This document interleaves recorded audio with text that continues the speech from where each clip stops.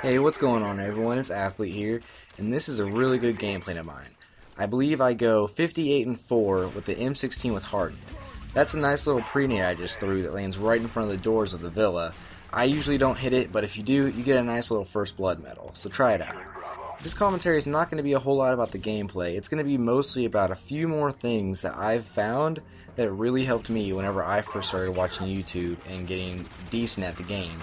I'm not trying to say I'm the best, but if you guys find my tips helpful, give it a like, and I'll probably do a few more of these. So let's get started with tip number 1.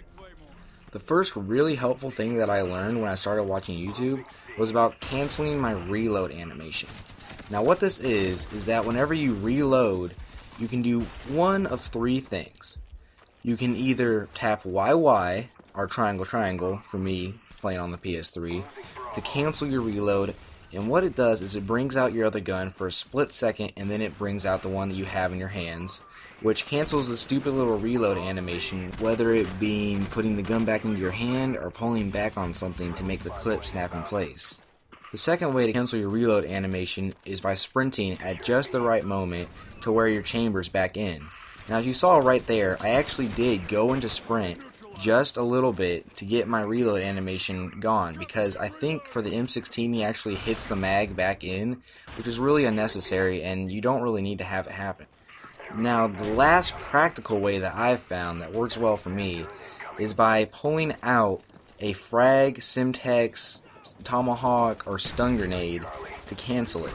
Now what this does is it not only cancels the unnecessary reload animation, it also gives you a stun to throw at them, a grenade to blow them up with, or scalp them with your Tomahawk. Something that I noticed by myself, but actually a lot of MLG teams use it, is the little purple heart system. I'm not exactly sure what it is in Modern Warfare 2 or World at War, but in Black Ops, if you pull up your scoreboard and someone's died around you, or it's a teammate, or if it's an enemy, you'll see a little purple heart. And what this means is that they are actually watching the kill cam. Now, the reason this is helpful, not exactly in regular play, but in MLG play, is because most game types have a respawn delay. And if they can look at that and tell, maybe 3 out of the 4 players on the other team is having to wait to respawn, they can go capture the flag, or they can grab the B domination point. Which brings me to another thing, the skull icons. You can see 2 on my screen right there, but a lot of you guys have probably noticed these and you don't know what they are, so let me tell you. They're actually about the place where your teammates died. So if you see a kill feed of a knife and a skull at the same time, then you know exactly where an enemy is and you can go kill him for a blackbird or whatever you're running, or maybe just to build onto your streak. But knowing about these skulls and what they actually are helps a lot. Now before we continue, I know you guys are probably like, oh my gosh, this stuff is so basic. And yeah, it is. But this is to help all the people who are just starting out in Black Ops, because I see so many level 2s and 3s that have no idea what they're doing, and I'm just trying to help them out, because whenever I started playing, nobody helped me. Because I brought up kill feed in the last segment, I figured I'd talk about it now. What the kill feed is it's the names of the people killing the enemies or your teammates in the bottom left hand corner. Now right there, my friend just killed the enemy with his AUG. The reason I know what weapon it is because of the picture in between the names. Now this can help you out a lot depending on what weapon it is, and if you guys can figure out what the weapons look like in the kill feed. Now most of the weapons are pretty obvious. I mean, the AUG looks like it would in real life, the M16 looks like it would in real life, and most of them really do. But it's the other ones, the Tomahawks, the ballistic knives, those that really throw some people off. If you get a kill through shooting the ballistic knife, then it actually looks sort of like an X with 2 ballistic knives. If you get a kill with a Tomahawk, say a lucky over-the-map random Tomahawk, then it looks like a Tomahawk, but it looks like there's blood splattered all over it. And if you get a kill with a Valkyrie rocket, it doesn't even look like a Valkyrie rocket. It kind of looks like a knife, which is just a white streak going across a red background.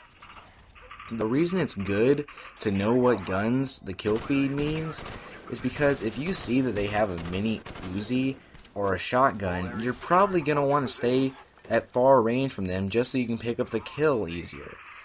Now, I know that sounds kind of cheap, but the reason you do this is just so you can stay alive. The point of Call of Duty is to stay alive, and if you're shooting at them with an M16 and they have a stakeout that's extremely far away, you know, maybe 20, 25 feet away, you're definitely going to win that battle. The next thing I have to help you guys is actually using a headset. Right here, I'm trying to listen for them, and I'm hearing my teammate walk over there and tossing his Semtex. So I'm trying to find him here because I know I'm close to my Blackbird. Now, this is a really big tip for those extremely try-hard players, the people who really, really want to get good at the game. Now, if you're just a casual gamer who plays like maybe 2 or 3 times a week, then you don't need a headset. You really don't. I mean, the TV will be enough. And that's something you don't hear a lot of commentators say, but the TV will be plenty fine for you. But if you play any more than that, you need to have a headset. The reason being is that because I heard that guy walking around and I heard him walk outside, I was able to not chase after him and not to get killed by him just because I knew that my teammates could pick it up. Some of you guys listening might be like, I already have a headset. What's not working? Why am I not doing better? It does take a month or two to get used to a good headset. The reason I'm saying a good headset is because some headsets they're not very good. My headset personally cost about $100 and it wasn't very expensive at all, and it works really well. So not all good headsets have to be expensive. Remember that, guys. Now, if you want to get good with your headset, I suggest using a lot of Ninja. Most of you think Ninja is a worthless perk and doesn't help at all. But if you use Ninja with a headset like I just did right there, I could hear him. I heard him run by me and jump over that ledge, so I turned around and killed him, and now I'm just increasing my streak, which is great. Now, I know I'm not using Ninja in this gameplay, but the reason I was still able to turn on him even though I'm using Hacker was because I've developed the skills with my headset. I'm very good with my headset, and if you guys can get as good as I am, or probably better, because there's always room for improvement, right? If you guys can get that good with your headset, then you won't even need Ninja. But use Ninja as training wheels for your headset. If you're trying to learn which way is left and which way is right, and maybe something's behind you, or you're listening for a bomb defuse or plant, then go ahead, use Ninja until you get used to it. While I'm talking about the kill feed and Ninja and headsets, you guys need to learn what kind of sounds the guns make when they shoot. Now, I'm not talking about just whenever someone's not using a suppressor. You also need to learn about whenever they're using a suppressor with the AK or the FAMAS or something like that. Because even though they do shoot at somebody, they may not kill them. And if they're just around the corner and you hear that with your headset or something, then you can go ahead and take them out with the appropriate range and the appropriate aim to counter the FAMAS silence or the Galil with dual mags. Now, before I have to wrap this up, I actually do have a few more tips that could potentially help you guys. If you guys want to hear them, just leave me a comment in the description below, and I will definitely make another video, probably a part 3 to this series, because I'm just going to call this Helping Out the New Players. Now, if you guys enjoyed this video, or if maybe I'm giving you some new information that you may not use in your regular gameplay and you might try to implement it, then give me a thumbs up and maybe subscribe to me, because I will be posting another few videos about this. Also, I know that a lot of small commentators like myself usually don't post long videos like this because they really won't get viewed a lot, because who wants to watch a long video of a noob playing a Call of Duty game? But if you guys don't mind, I will keep posting these long videos even though they take a lot more rendering and a lot more work to put up, because I have a lot of tips and I want to help you guys out as much as possible. So you guys tell me, if you want me to post, maybe a 2-minute video of one tip at a time, or you guys want me to post a 10-minute video of maybe 5 tips at a time. I'm not sure, and if you guys have any help or any ideas, then let me know.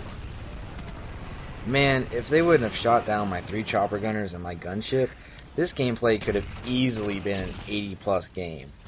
I'm sorry that they did, guys, but there's nothing I can really do about it. Anyway, I hope you guys enjoyed this gameplay, and I'm doing some pretty good work with the M16, so maybe a like for that. And I believe, yeah, it's coming up right here. I stun him with my Blackbird, and I get a triple for the final kill cam. I hope you guys enjoyed that. My name is Trevor, and I'll see you all later. Bye.